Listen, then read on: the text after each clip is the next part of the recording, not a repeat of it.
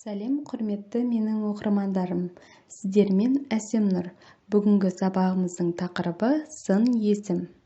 Сын есім заттың сынын, сапалық қасиеттерін білдіретін сөз табы.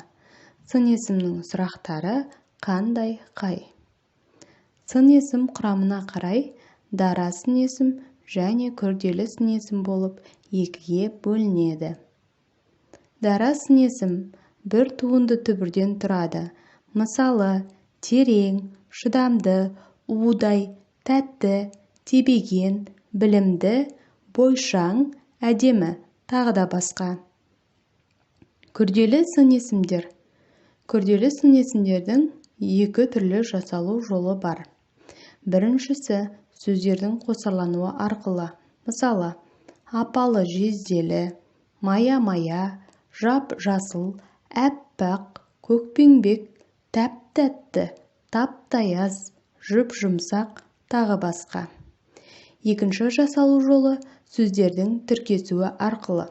Мысалы, қоңырала, бидай өңді, торы төбел, тым ұзақ, қою, қалың, қара сақалды, ақ шулан, ақ шалбар, тағы басқа.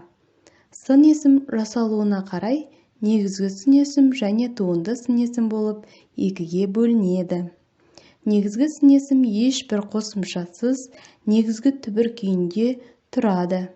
Мысалы, көк, сыпайы, кермек, жабайы, таза, шабан, асау, жеңіл, тағы да басқа.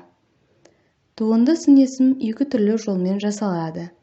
Етістіктен сын есім жасайтын жұрнақтар, есімсөзден сын есім жасайтын жұрнақтар. Сын есімнің негізгі қызметі анықтауыш. Жіктік жалғауын меңгерген сын есім сөйлемнің бастауышы бола алады. Сын есім етістіктің алдында тұрып, қалай деген сұраққа жауап берсе, пысықтауыш бола алады. Сын есімнің зат есімнің орнына жұмсалуы, яғни сын есімнің зат